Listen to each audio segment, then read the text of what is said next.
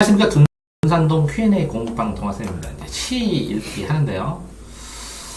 화자, 분위기, 정서, 태도. 이거 똑같은 말이에요. 이건 서술어 보면 되는 거고. 이 화자는 말하고자 하는 자의 정체성을 확립하라는 거고. 누가. 그 다음에 이제 표현법 이런 거 간단하게. 이제 사연입니다. 사연. 그럼 어떤 사연이, 일사자에 그러하려는 어떤 일이 있다. 뭐 이런 거겠는데.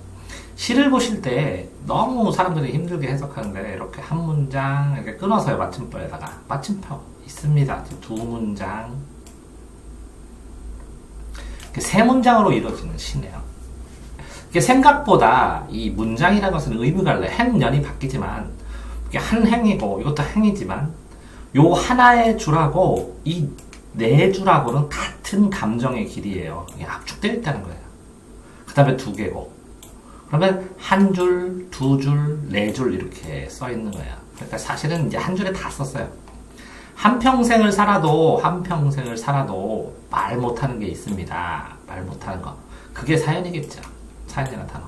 그러니까 사연 없는 사람 없다. 이런 얘기겠죠. 사연 없는 사람이 없다. 그러니까 못하는 거예요. 안 하는 게 아니라.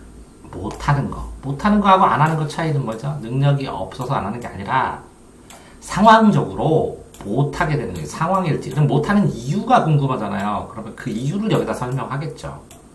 이렇게 한 줄을 이은 다음에 그 궁금증을 떠올린 다음에 그 궁금증을 시를 읽어가면서 하나 둘씩 해결을 해나가는 거예요.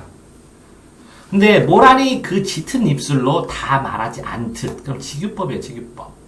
그러면 모란이 필 때 모란을 그 입술로 했네요. 입술로. 그러면 이게 입술이고 말하다 이랬으니까 의인법도 될 수도 있어요. 근데 모란 색깔이 짙어요. 근데 그라고 한 것은 객관적으로 좀 떨어져 본 거예요. 객관적으로. 자, 모란이 필 때 빨갛게 피는데 다 말 못한 게 있을 것 같다는 것이 사연을. 바다가 헤일로, 이게 주어가 모란이고 바다가요. 헤일로 그 속을 다 드러내 보일 때도 뭐 이런 상황에서 이거는 한 줄로 썼잖아요. 모란. 바다를 썼는데 여기 이렇게 두 줄로 썼네요. 해초가 그 깊은 곳은 하나도 쏟아내지 않을 듯. 근데 이게 뭐예요? 바다가 헤일로 속을 다 드러내 보일 때 바다는 보였는데 그런데 해초는 땅에 무리를 받고 있어요. 그래서 하나도 쏟아놓지 않듯. 그럼 직유법이 두 개예요. 이 차이하고 이 차이는 뭐냐? 요거는 모란만 나왔는데 요거는 바다는 다 보인대요. 다 드러내 보일 때도 다 드러내 보이는데 바다는. 그런데 그러면 바다가 깊은 바다하고 낮은 바다가 있어요. 여기는 이렇게 바뀌어요. 이렇게 과학적으로 보면 온도가 섞이고 여기는요 안 움직여요. 잘. 근데 실제적으로는 이렇게 바다가 해초가 자라려면 요 근처야지 BC2가는 여기 끝에까지 가지를 못하거든요. 이렇게 안 움직이는 바다는. 근데 해초가 하나도 쏟아놓지 않다는 것은 이 해초는 이 근처로 끝나고 이 껍질, 그러니까 겉마음은 충분히 보이지만, 그죠? 이렇게 생각해야죠. 겉과 이 해초가 있는 것. 그럼 이 해초 하나가 사연일 수도 있어요. 사연. 속으로 나누어서 생각을 해야죠. 됐나요? 사랑의 새벽과 금음달에 대해 말 안 하는 게 있습니다. 근데 이 말 못하는 대상이 뭐냐? 이렇게 사랑의 새벽이에요. 그러면 이렇게 되죠. 사랑에 대한 깜깜한 어둠이 있다가 새벽이 오죠. 그럼 잠깐. 그 다음에 낮이 오죠. 그러면 이건 사랑의 눈을 떴다고 쳐야죠. 그럼 사랑의 눈을 떴다고 쳐봐요. 그러면 눈을 뜨는 어슴푸레한 시기에 있었던 일. 자, 이렇게 부부가 둘이 사는데 옛날에 첫사랑 하면서 어설프게 하면서 내 첫사랑은 누군데 당신은 첫사랑 아니야 이런 말 할 필요가 있느냐 이런 것도 간단하게 예를 들어서 얘기하는 거예요. 자, 한평생을 살아도 똑같네요. 반복법.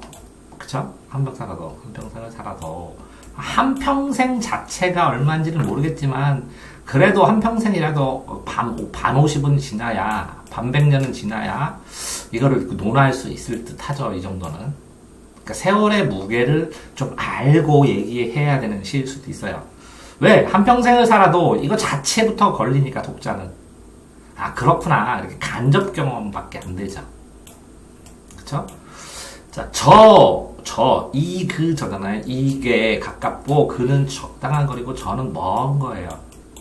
그럼 좀 멀어졌어요. 이 글을 쓰다가, 글을 쓰다가, 여기는 저로 멀어졌어요.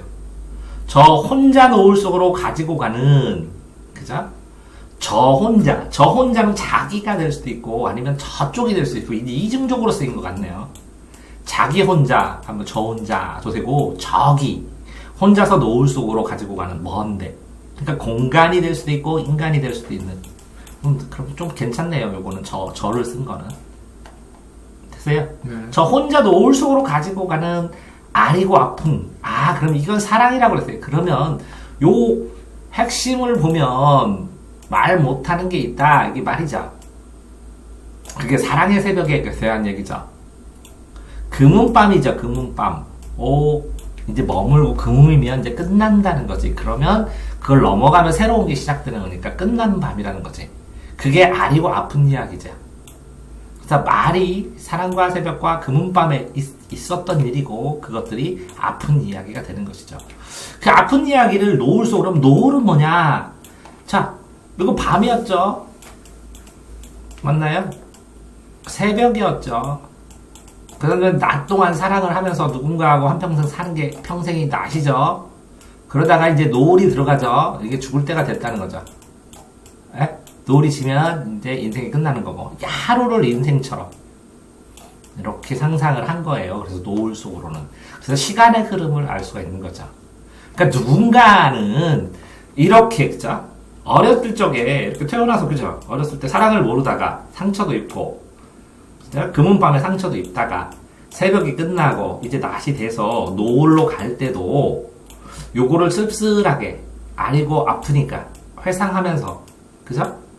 요거를 말하지 못하고 말할 필요가 없는 상황이니까, 그죠? 뭐 어떻게 보면 이 사연을 이렇게 쿨하게 쿨하게 얘기를 할 수도 있지만, 얘기 안 해서 아련하지만 아름다운 추억으로 끝까지 간직하는 것도 뭐 나쁘지 않은 방법일 수 있어요. 그거에 대해서 써줬습니다. 뭐 화자는 뭐라고요? 조금은 노년인, 그죠? 노을소로 가져가는 아름들이 하나씩 있습니다. 한평생 살았으니까 노년, 작년 이상은 지난 사람의 이야기처럼 되어 있고, 분위기, 정서, 태도는 이게 서술어가 말 못합니다. 말 안 합니다. 하나씩 못하는 거 있지 않습니까? 이렇게 있습니다. 하면서 고백하듯이 이 삶에 대해서 사랑의 아련함, 그리움, 씁쓸함, 아리고 아픈 추억에 대한 고백. 뭐 이 정도면 적당할 것 같습니다. 네, 돈산동 동화쌤입니다.